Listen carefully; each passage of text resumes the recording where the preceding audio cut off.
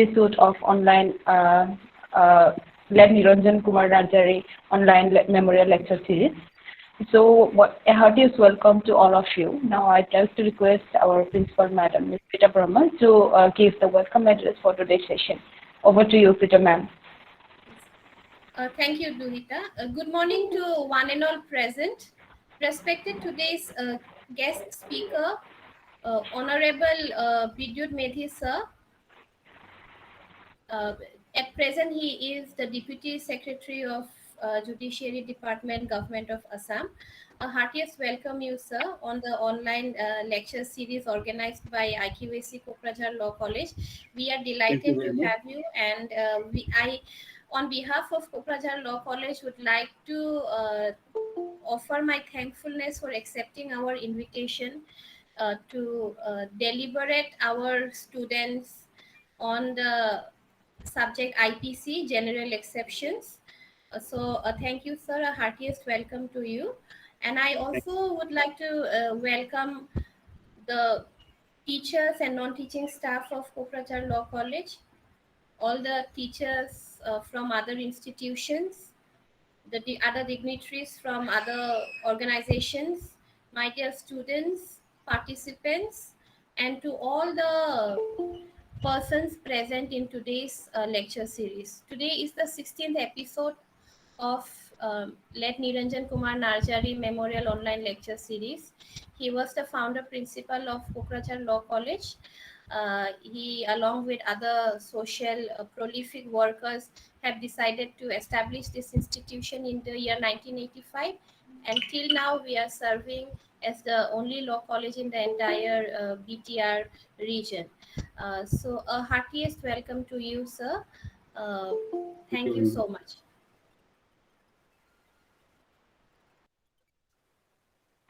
Thank you, Preeta madam.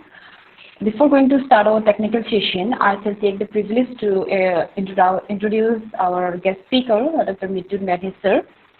Bidyut Medhi sir was the former secretary at District Legal Service Authority, Kokrajhar, and presently he is the deputy secretary at Judicial Department of Government of Assam. Actually, we already had many sessions, many programs with sir. So this is the short introduction of sir. Once again, a heartiest welcome to you, sir. So without further delay, we shall start our technical session now. So the platform is all yours, sir. Over to you, sir. Thank you very much. Yes, thank you very much. Thank you, respected Principal Madam of Kokrajhar Law College. Thank you, Duhita Madam, and all other faculty members, including the participants in this session. Today, as per our discussion, I'll discuss a general exception, that is Chapter 4 of Indian Penal Code, that is incorporated in Indian Penal Code. The general exception, one of the most interesting chapter in the Indian Penal Code. As a student of law and also subsequently, I found lots of interest in this chapter, and I think for any person who is interested in criminal law should be very conceptually sound in this chapter. Before I go deep into the certain provisions of this chapter, including the concepts, I'd like to give a brief overview, which we all know regarding how an offense is committed. As you all know that in order to constitute an offense under Indian Penal Code, there should be actus reus and the act, the actual act, and the mens rea. That means the mental intention, we commonly refer to as intention to commit offense. In absence of an intention to commit an offense, it doesn't constitute an offense under Indian Penal Code.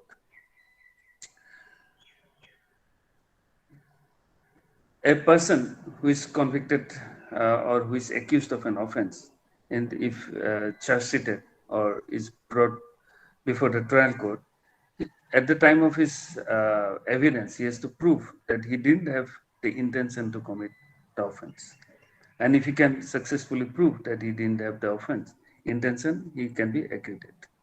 But there are certain provisions as given in general exception chapter, which is chapter 4, that even if the person had a certain element of intention, then also he may be exempted, or he may be excused, or his action will not be considered as an offense.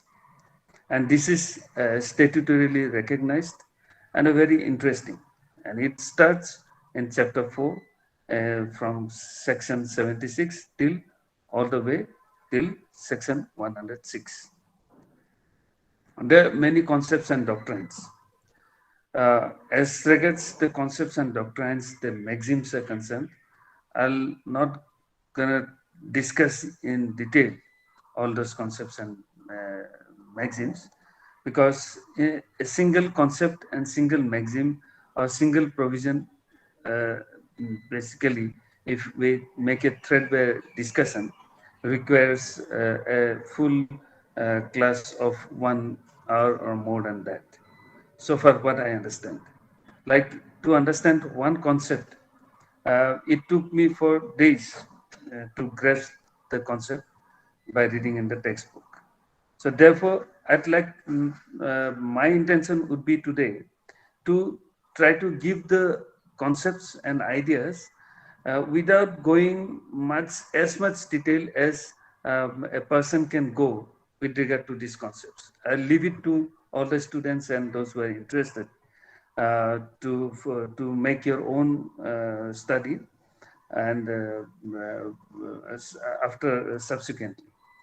So let us start without much ado, let us start with like the section 76, that from which this general exception chapter starts. Section 76 and section 79. These two sections are very important with regard to concept of mistake of fact and mistake of law. There is often for the students, if there are lots of law students, I'd like to tell them that you often might have encountered with the question that mistake of fact is an mistake of fact, mistake of law is no excuse. I have forgotten the exact maxim because I have been away from the textbook for long years. But you please refer to your textbook and you'll know the exact Italian exact maxim, where it is said that mistake of law is not an offense, but mistake of law is not an excuse. So this maxim, the exact maxim, can be explained through the concept given in section 76 and section 79. So let us see what section 76 has said. If I can hear any one or two of you, do you have direct or textbook with you? Yes, sir. Yes. Okay. I do have. Any student, do you have direct or textbook with you? They must have, sir. Yeah. Okay. Yeah. Okay. So this section 76 says that act done by a person bound by mistake of fact, bound, that who has done it? It is bound by a person who is bound. That means he has no other option but to do that act. Bound or by mistake of fact, believing himself bound by law. That means he believes that he is bound or he is actually bound. Who are those kind of persons? And bound by what? Bound by law, not other things. But he should be bound by law, not by any superstition, not by any hypothetical presumption, not by any prejudice. It's not like that. Suppose he should be what? He should be bound by law. That, for example, if a person or a village people suspect one person to be a witch, like in many areas of Assam, there are issues of witch hunting. So maybe by the custom and tradition of the village as accepted, he may be bound by that custom to, uh, prosecute in the village that person who is suspected to be witch, but he will not be protected under Section 76. Why? Because he is bound. He thinks that he is bound by the custom and tradition, not by law. He should be bound by law. Now we'll understand what is bound by law and by mistake of fact believing himself to be bound by law in this chapter by reading the provision of this section. Nothing is an offense which is done by a person who is or who by reason of mistake of fact, not by reason of mistake of fact, mind it, it is written that what he has done by reason of mistake of fact and not by mistake of law. Here it is clearly said that it should be only a mistake of fact, not a mistake of law. In the good faith. And second element, first condition is that he has done it by mistake of fact. Second condition, not by mistake of law. And third condition is good faith, believes himself to be bound by law. So this example that illustrations has given, a soldier fires a mob by the order of superior officer in conformity with the commands of law.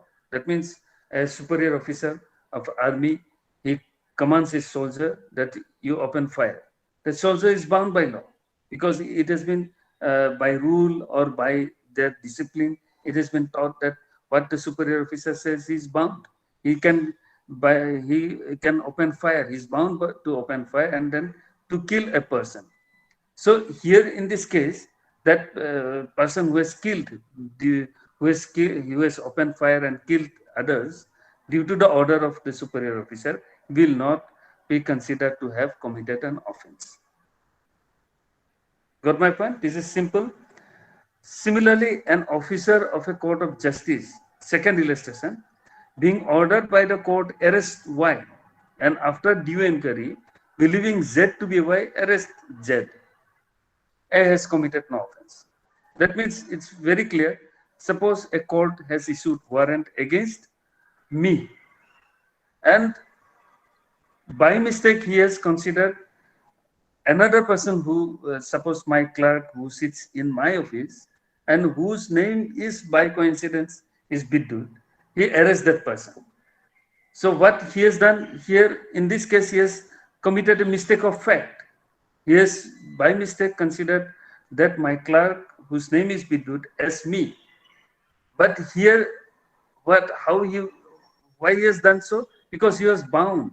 That police constable is bound under the authority of a warrant to arrest this person.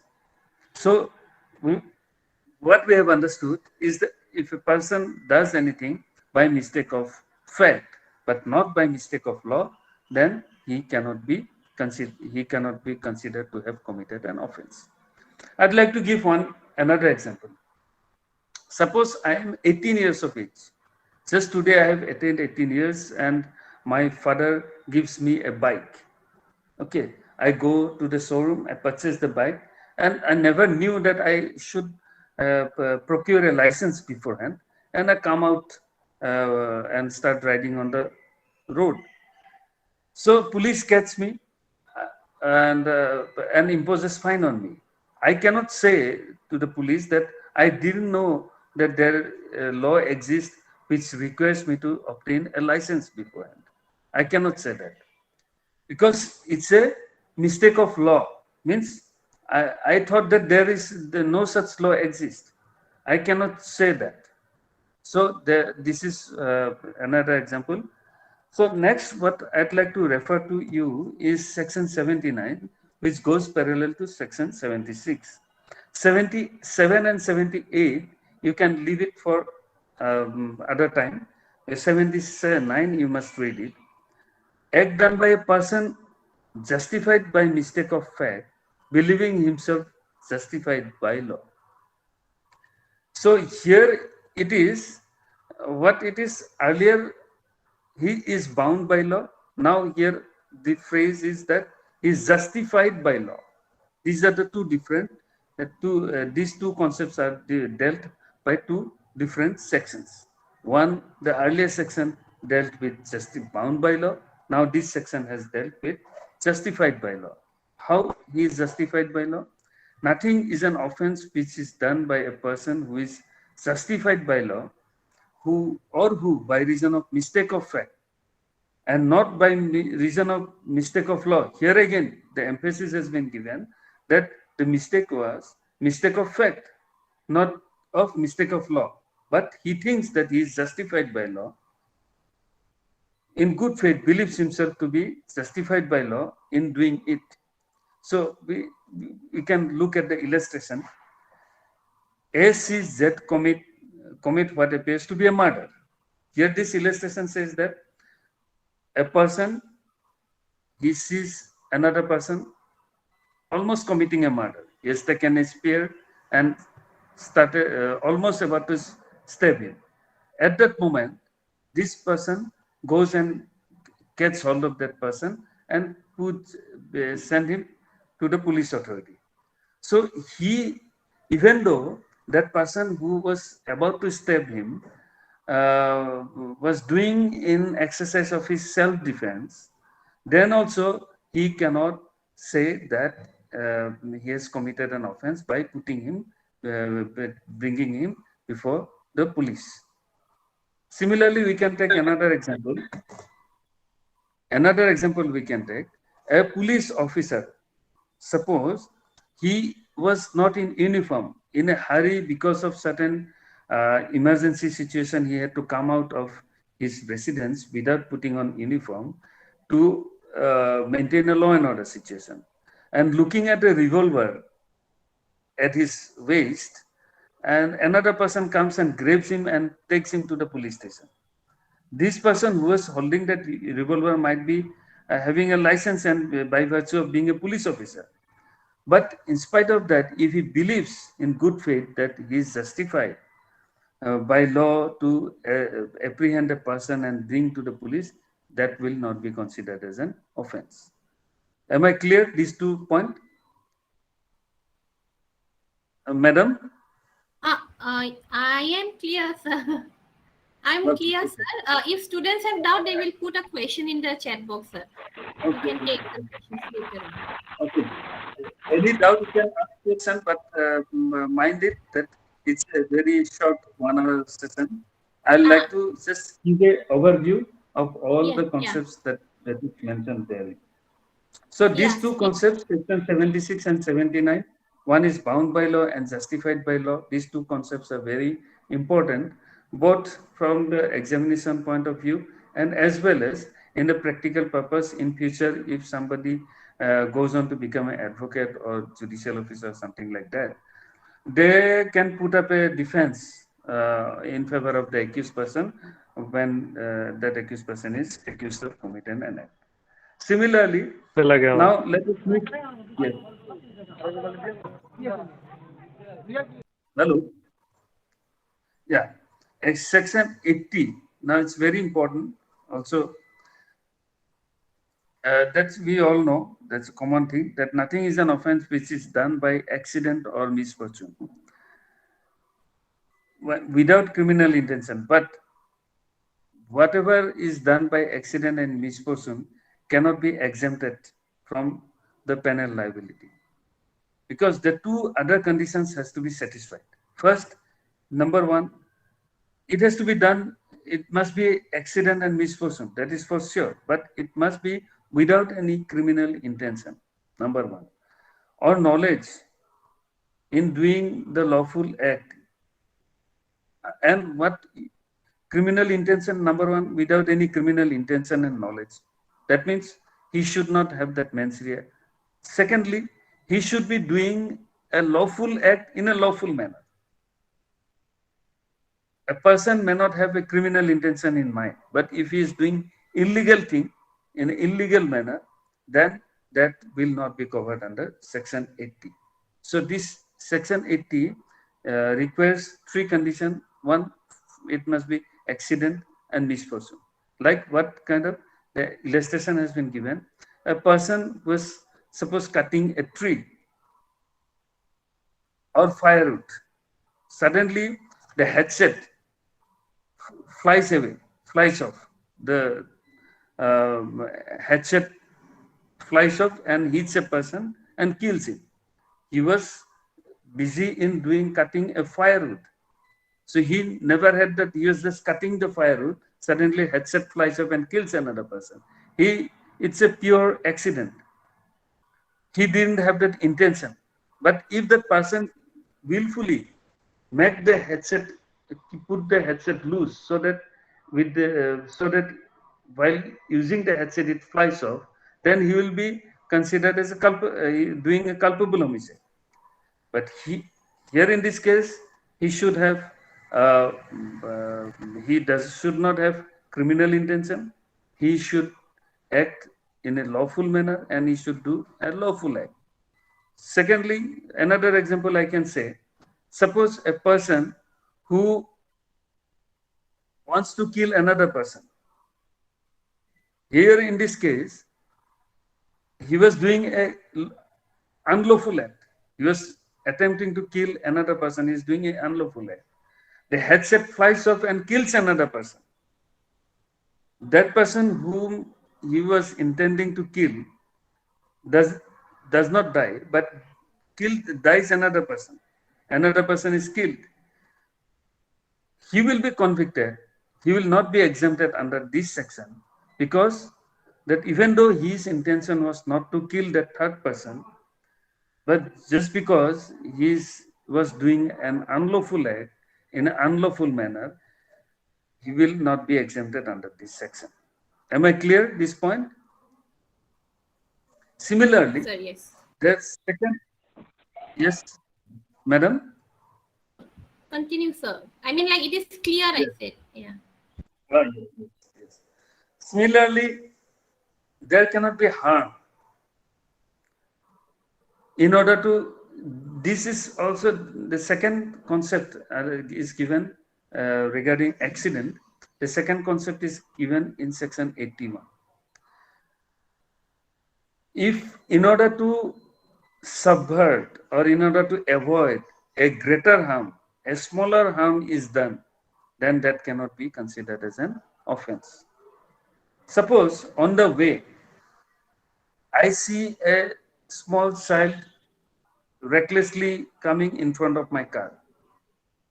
And in order to save that child, I go and hit, unfortunately, another person, and that person is killed.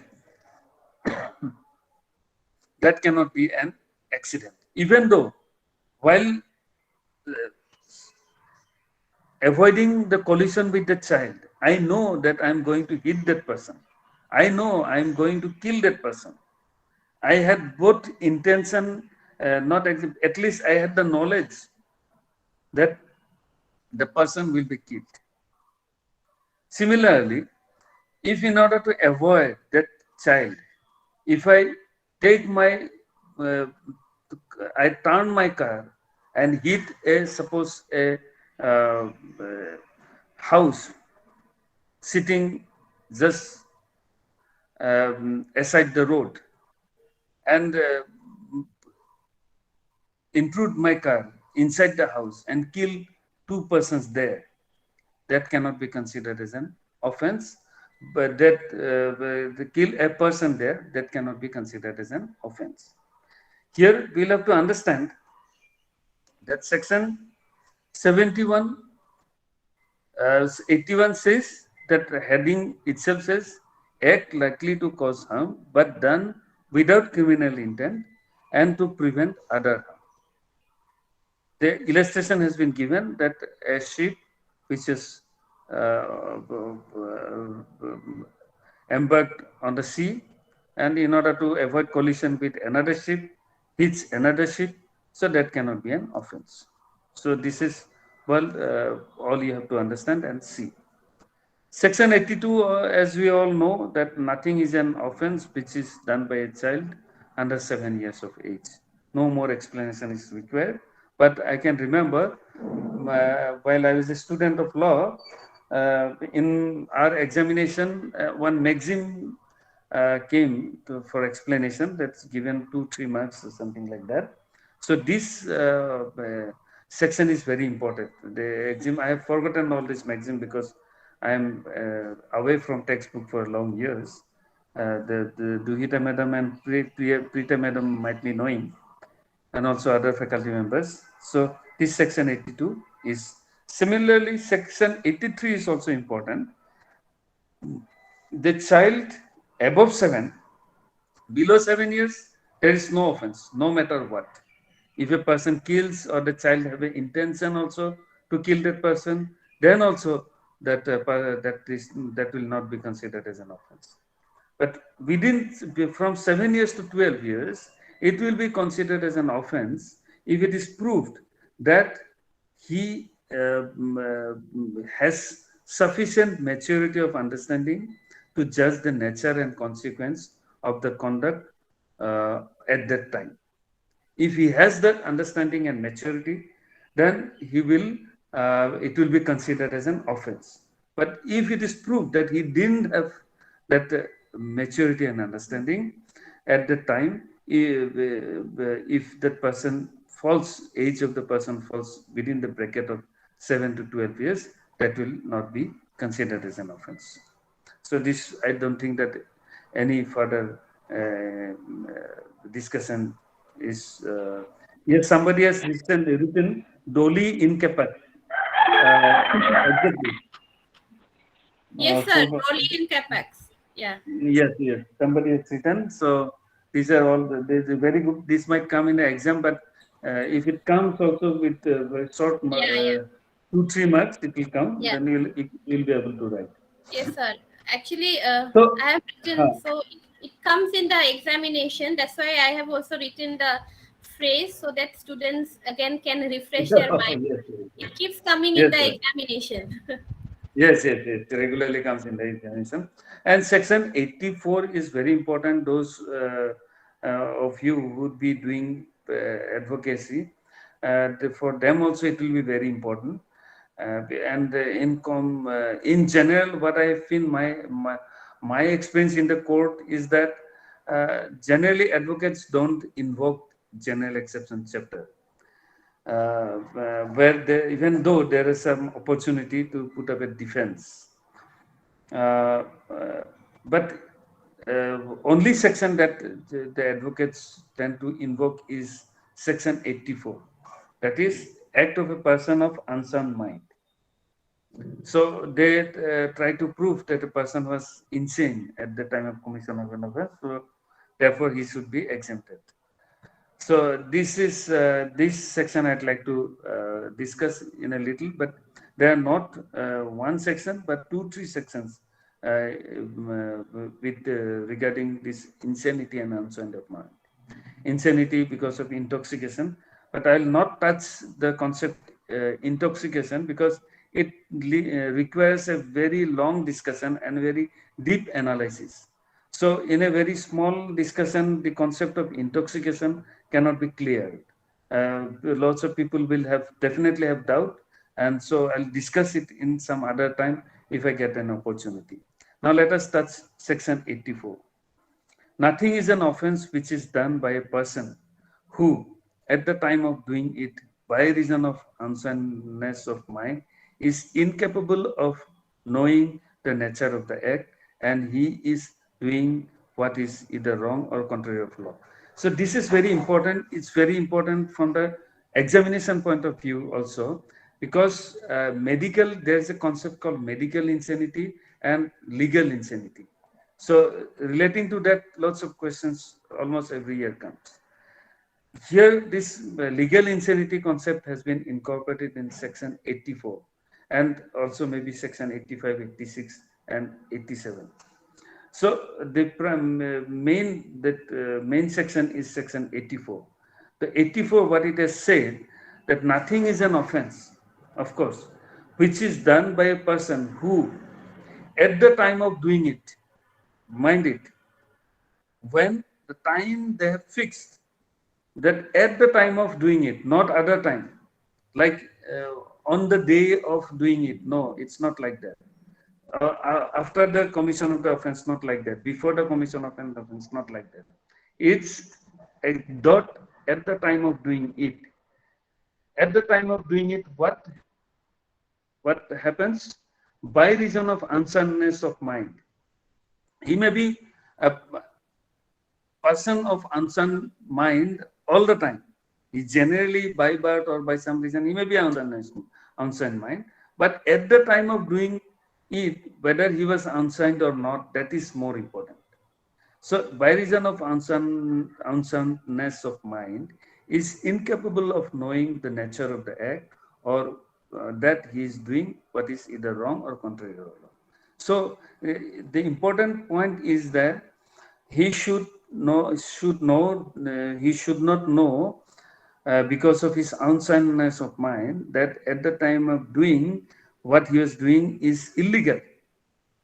If he knows, even though suppose a person is unsound, but at the time of commission of an offense, he knows that he is committing a murder. He knows that he is committing a theft. He knows that he is extorting money. Then he will be convicted. So the unsoundness of mind should not be coincided with medical insanity. Insanity here, it is legal insanity. How it differs? That medical insanity describes a state of mind of a person in general. When we refer to a person who is wandering in the street in an insane manner, we call that he is an insane person. He is insane person, it can be treated medically going to the doctor.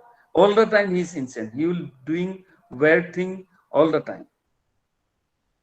But legal insanity refers to insanity only on dot at the time of commission of an offense.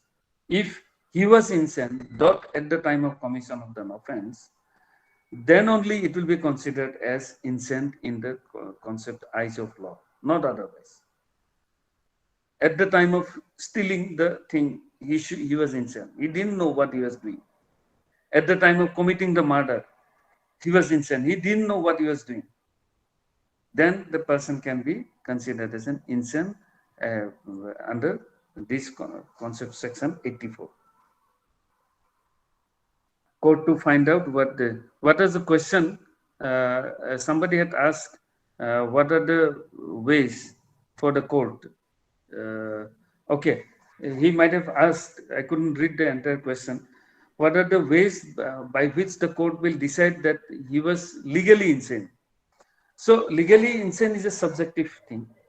Legally insane is a subjective thing. If that person during interrogation or during trial, if he answers properly, or if he also the help of the court, medical stuff will be taken, and court will definitely have to come to a subjective decision.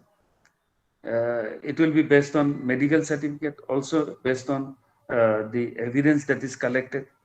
Maybe it happened that the person did not, the insane person, unsound person, might have attacked the person several times earlier, and he has not attacked any other person except this person. And if it is proved that there is a personal rivalry and there is a motive behind doing such act, maybe this fact can be proved. But I cannot say. It's for the court to decide based on various circumstances and different situations. So next, as I've already said, I'll not discuss section 85 and 86 because it requires a little bit of more discussion, conceptual discussion, like what is mens rea, where it is defined in Indian Penal Code. This requires discussion. Only after understanding the concept of mens rea fully, section 85 and 86, that means the intention ascribed in with a intoxicated person can be understood. So I'll leave it to maybe some other persons, or maybe if opportunity permits, I'll come again and discuss this matter. Section 88. Act not intended to cause death. Mind it, act not intended to cause death. Done by a person in good faith for person's benefit. The first condition is that even if I commit an offense, it will not be an offense if I do something for a person's benefit. But by doing so, I should be assured of one thing, that my action should not lead to death. So what it is, maybe it is directly, it is applicable to the doctors. The doctors, suppose I face any problem inside my body and I go to a doctor suggests me for surgery. So what the doctor's intention is not to kill me. His intention is to cure me. And with that intention, he do surgery, and surgery fails and that person dies. Even then, that will not be considered as an offense. It's also the common sense says.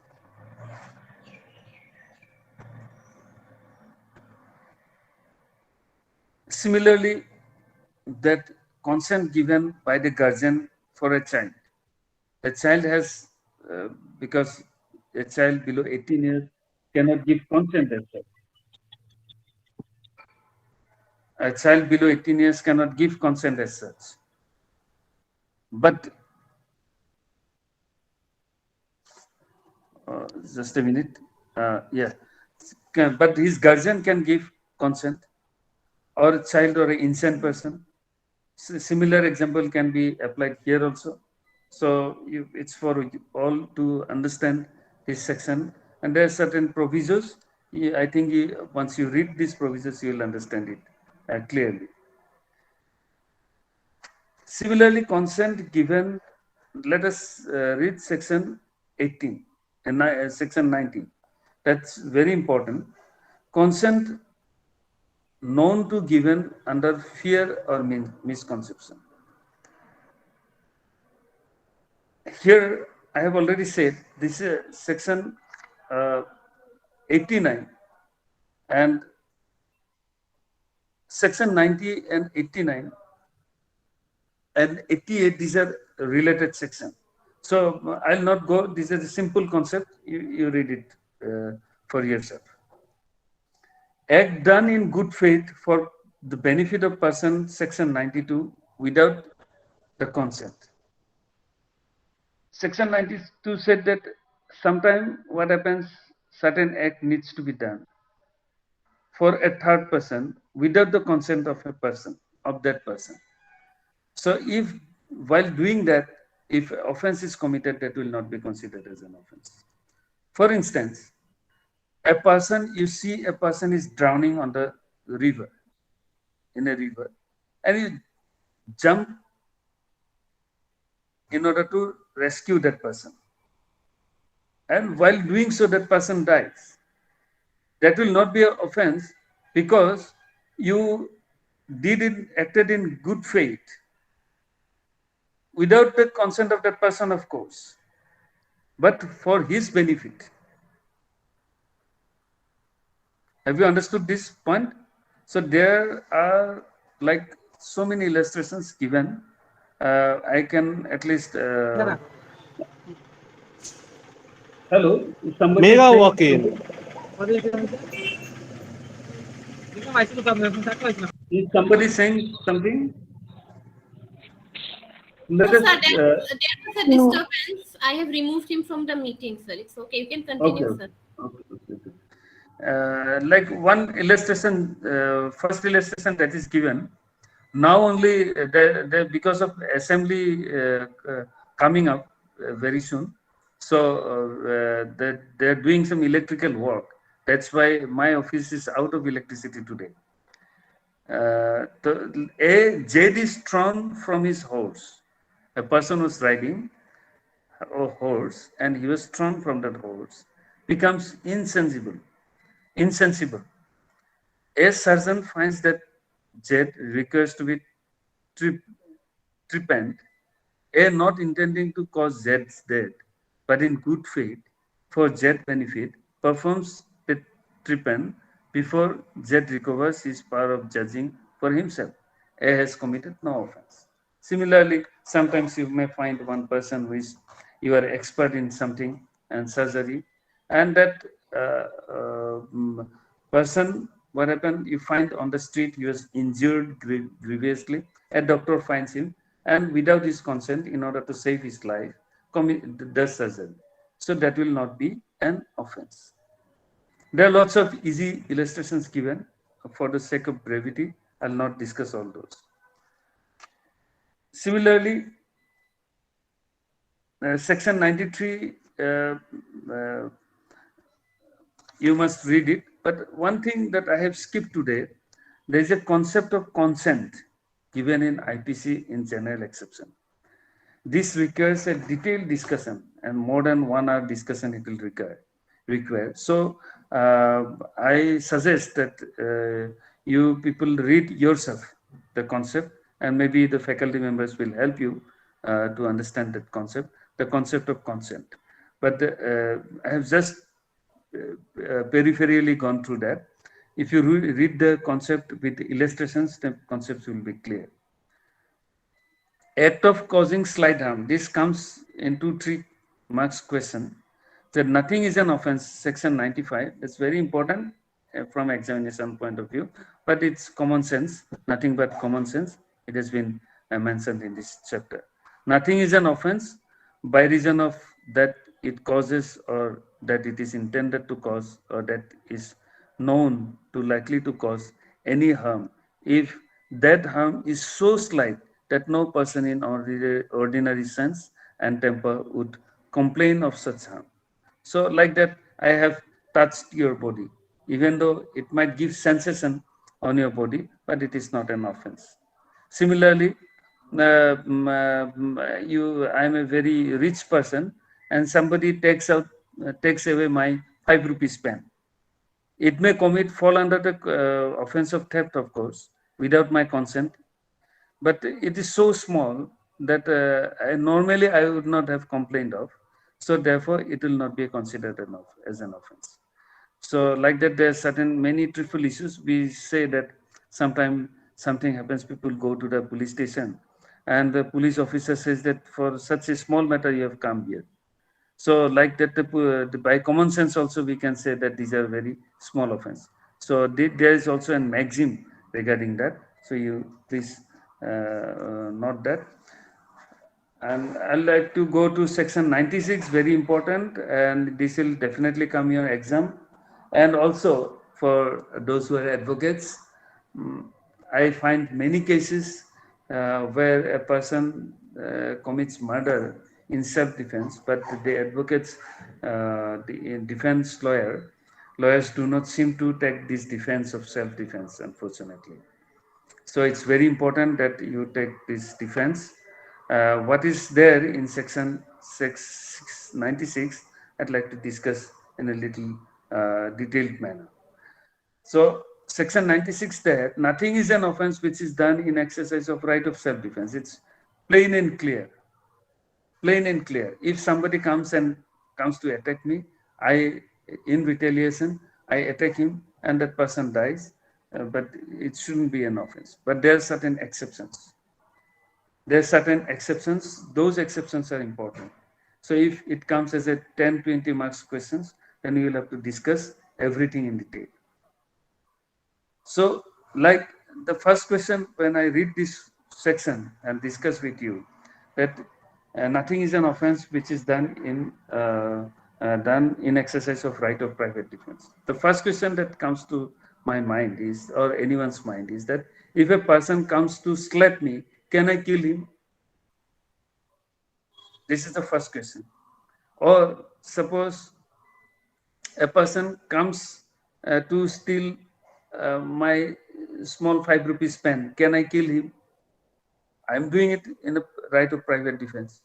So definitely the common sense answer is that no. it should be that only when my threat is of being killed, that somebody is pointing a pistol on me, and I have an apprehension that he is going to kill me, then only I'll have the right to kill him. That means the force which is used against that person should be commensurate, should be at parity, not more than what is required. So these are discussed in section 97 onwards. 97, what it says, that every person has a right subject to uh, the restrictions contained in section 99 to defend. What right do I have? Section 95 says that I have right to defend. Got my point? Section 97 says that what right do I have? I have the right to defend. What will I defend? Number one, first is my own body. 96 says that nothing is an offense which is done in exercise of right of self-defense. But what will I defend? Self-defense means what? Self-defense means what? Defending my body or body of any other person. That means if I see that one person is going to be killed by another person, I have a right to defend that person also against any offense affecting the human body. So against what? Not only against murder, any offense which will affect my body or somebody else's body. So what right do I have? I have right to defend both my body as well as somebody else's body. Secondly, property, whether movable or immovable, of himself or any other person. So I have a right to defend my mobile phone as well as your mobile phone or his mobile phone or her mobile phone. I have a right to defend my own landed property or house or his house or somebody else's house. Suppose you are inside your house and you see some burglar entering the house of your neighbor. You have a right to defend that house of your neighbor from the burglars. Got my point? So similarly, you see somebody is stealing somebody else's bike. You are in the marketplace, somebody else's bike is going to be stolen. You have a right to defend that. So from what kind of offenses you can defend? Theft, robbery, mischief, criminal trespass, or which is an attempt to theft, robbery, mischief, or criminal trespass. Only against this kind of offenses, these offenses, not other offenses. You cannot defend a person from criminal misappropriation of property. You don't have any right. Suppose I have been given to protect or take care of the property of Prita Madam. Okay, and I start. My duty was only to protect and look after the property, but I start digging a pond in that property.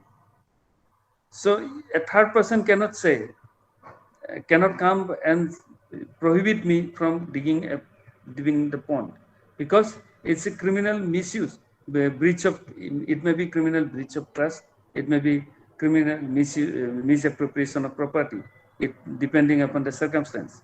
But it doesn't fall under the category of robbery, theft, mischief, and criminal trespass.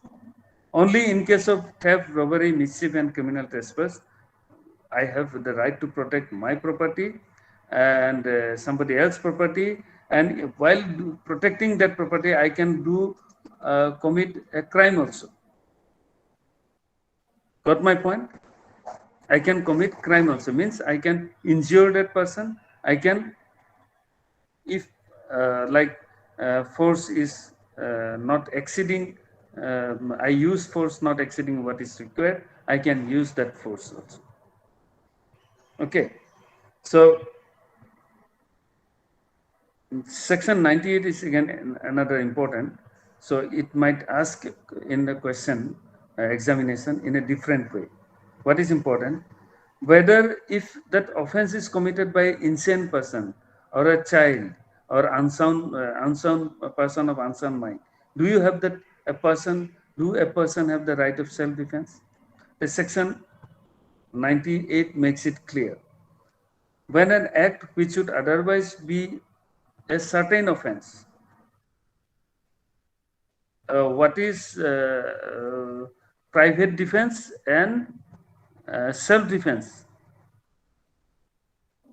Okay, this theoretical aspect. Yes, sir. And yes, yes. Madam, would you like to throw some light on that?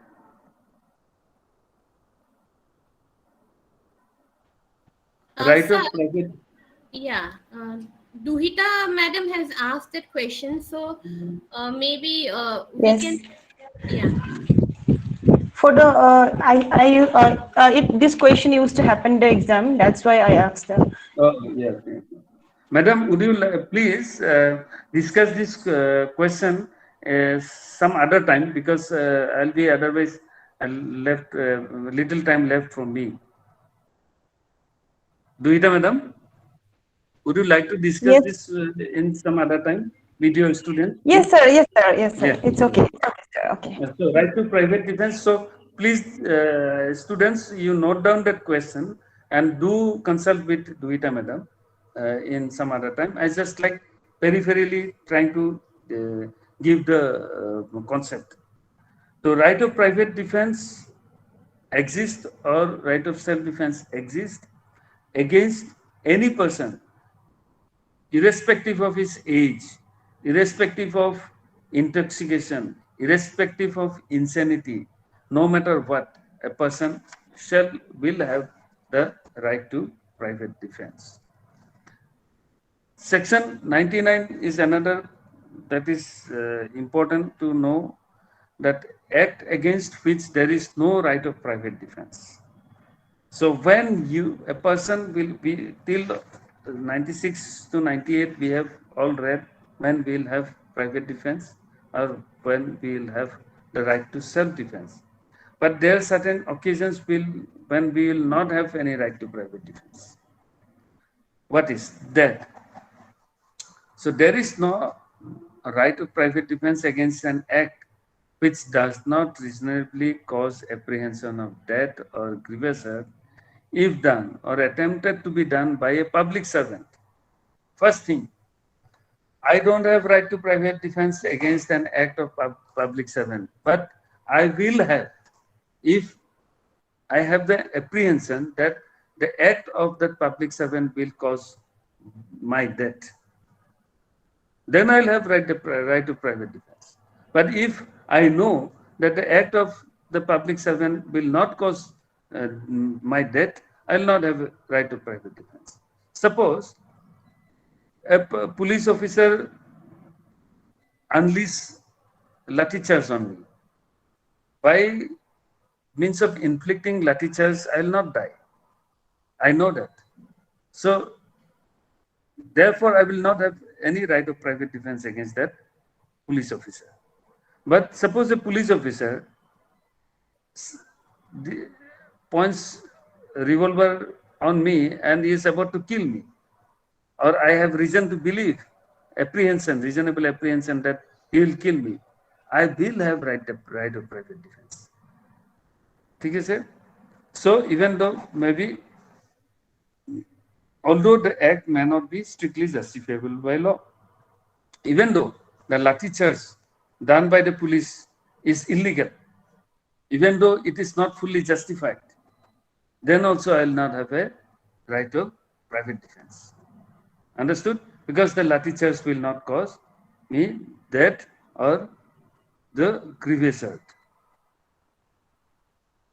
Second exception, in the same section it is given that there is no right of private defense against an act which does not reasonably cause apprehension of death or grievous hurt In all this section 99, you must have understood, mind the language, that one should not have the apprehension of death or grievous hurt. These two are very important.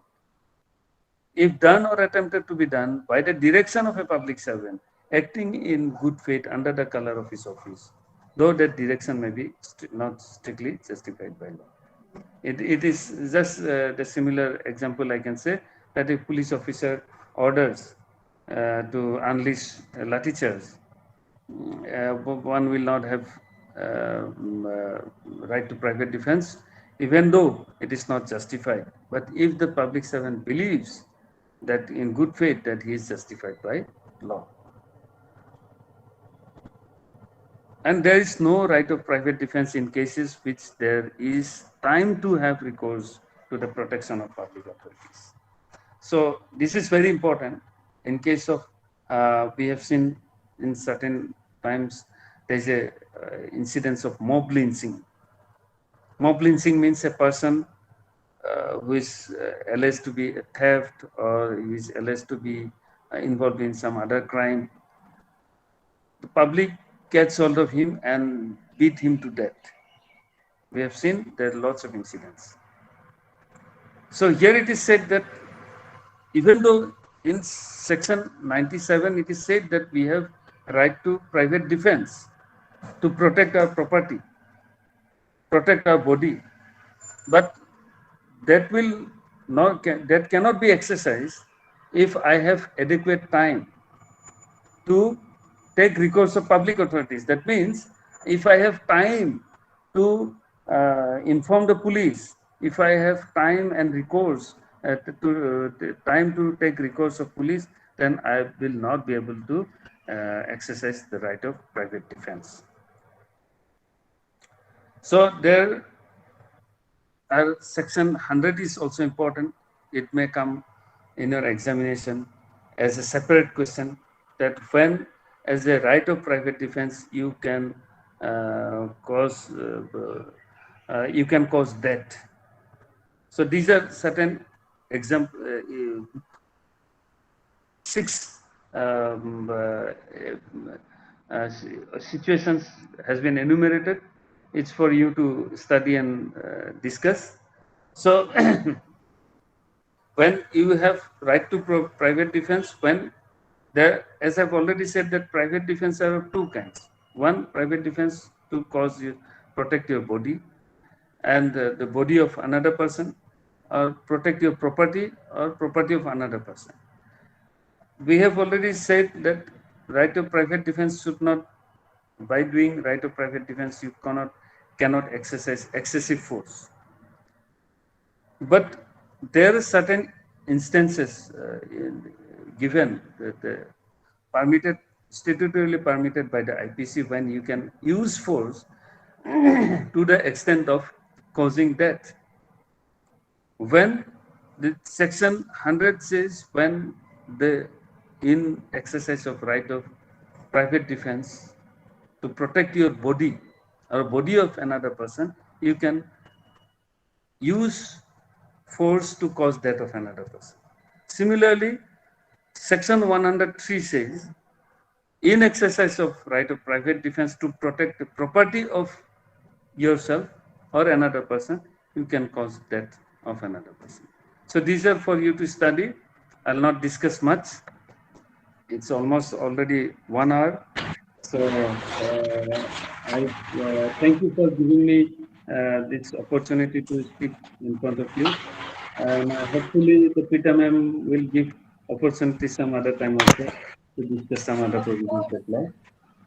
Thank you very much. Hopefully I have been able to convey you what the law is, even though in a brief manner.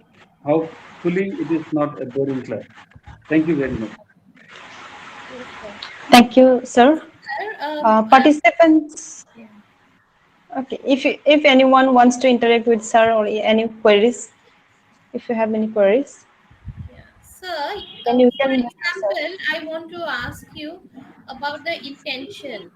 If a person has an intention to kill person A, but ends up killing person B, then how will this intention as an element of crime, how will that be It assessed? is, as I've already said, that if it is accident, if it is an accident, by accidentally a person kills another person, then, but that accident,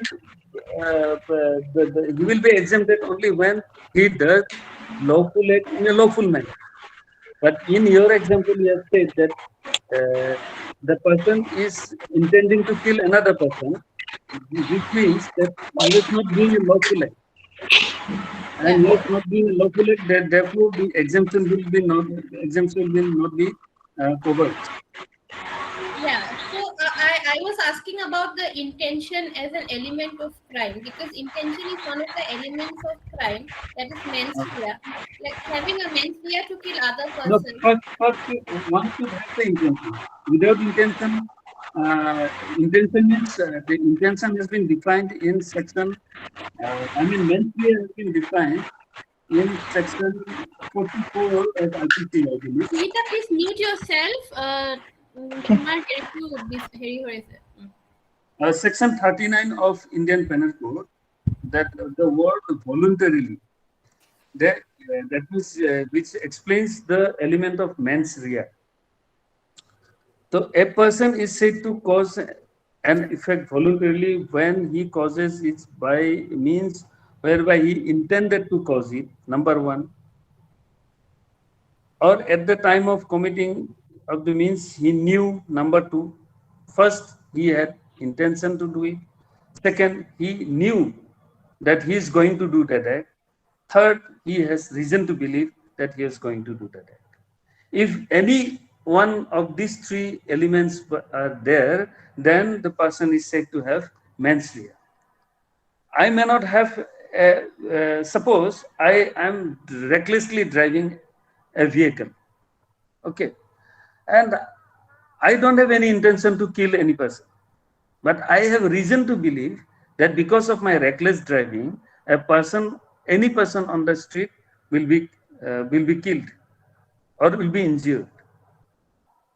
So here I didn't have the intention, but I have reason to believe. My element of intention, mens rea, is lesser in this case, but still I'll be held as culpable homicide, not amounting to murder, under section 304 A or B, I have forgotten, 304B perhaps. So similarly, I have reason to believe that I have the mobile inside my chamber. For 5 days, I have left this mobile in this chamber. And one person comes and takes it away. He has reason to believe that it belongs to me. He has reason to believe. He didn't have an intention to steal any mobile from me. He didn't have any intention to steal mobile from me, but since the mobile is lying in my chamber, he has reason to believe that it might belong to Bidyut Char. So then only also it will be a theft. Understood? So voluntarily, the mens rea concept needs one lecture. Someday, if I can take, I'll take it, one lecture. Section 39 I'll discuss. Because normally we have a perception that mens rea is not defined, but it is defined in Indian Penal Code. Section Yes, 30. yes. Okay, sir. Then that's all from my side. Any participants would like to then? Duhita, please take over. Yeah. Okay, I think there is no more queries from the participants. So we are at the end of our session. So thank you so much, sir, for providing an elaborate speech. Oh, yes, okay. Yeah, excuse. Yeah, I wanted to interact with sir. Good afternoon, sir. Yes. Can you hear me, sir? Yes, I can. Yeah. Sir, I want to ask you one question to you. Like, as you told that under section 84, the act of a person of unsound mind So in case, suppose in the if there is some case like in that scenario, like if the person who has done the offense, if he has done, Yes, yes. I'm yeah, listening. yeah, if he has done the if he is a mentally weak, mentally illness, he is an unsound mind occasionally, and he has done a crime on the base of when he was occasionally, at that time he was mentally well fit that time, but he has a Then that will be problem of okay. okay. Then that That will is be okay. addressed, I guess. That is already addressed by Sir in the previous That will be okay. some time ago. No, Yeah. means actually I wanted to know like in when we go through the McNaughton's rule, when we talk about the section 84, according to that rule, it basically stress out on the right and wrong of like at the time of doing the any crime. So Yeah. but that person is unsound mind in occasionally base, so how can we like that will be the big question when it come when we differentiate between the legal insanity. That is for the court to decide based on evidence. Based on Okay. evidence, for the court to decide. If it may so happen that court may not decide at all.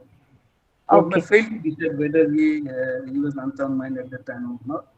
So uh, it is difficult, of course. It's not an easy question yeah, completely. yes It's sir. suppose the insane mind comes and whether at the time of commission of offense he had insanity or not. It's a very tricky and difficult situation to decide. But Okay. for the court to decide based on the evidence. Yeah, like Okay.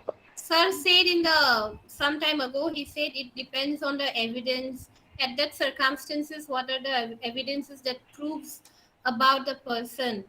And if occasionally, even if he may be unsound mind or a sound mind, but if his intention is just to harm one particular person, or what history does he has, so all of that will be taken into consideration, like Sir said previously.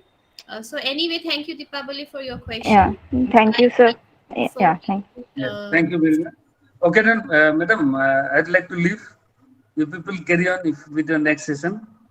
yeah, we would wanted Okay. to give you word of thanks, sir. Okay. 2 minutes. Thank you so much, sir, for providing an elaborate speech with practical illustration on the topic as an section. So I hope it will be highly beneficial for all of us. So now I would like to request Dr. Pranay Kumar Aditya, sir, senior faculty member of Kokrajhar Law College, to deliver the vote of thanks for today's session. Over to you, sir.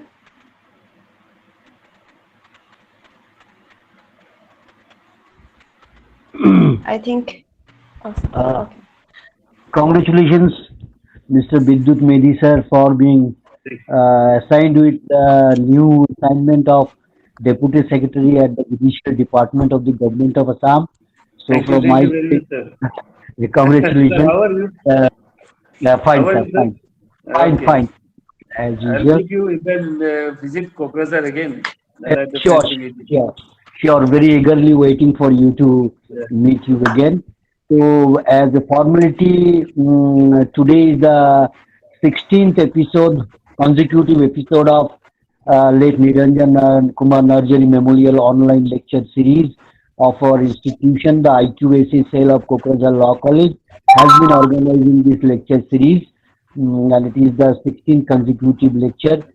Uh, Now, as a part of my responsibility to extend our chief speaker, Sri Bidyut Medi sir, I will say that he started with a very important aspect of the Indian Penal Code, the general exceptions which are there in Chapter 4, bearing Section 76 to 106. He started with the maximum of juris ignorantia has no excuse, but there is again possibilities where we find necessity knows no law.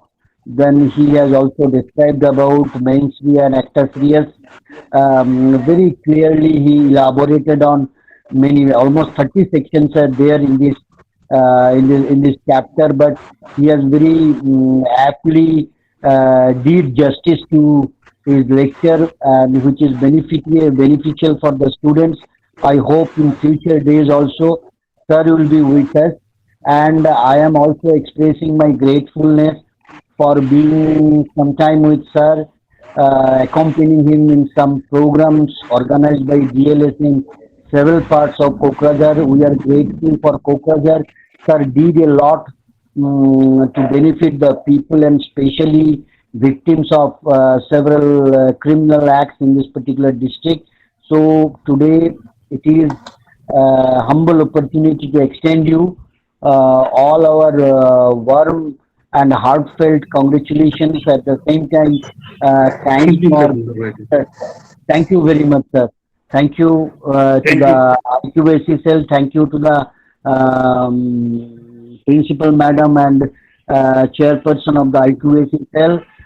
Thanks to my colleagues in the IQAC and faculty members along with the participants and students. Thank you all very much.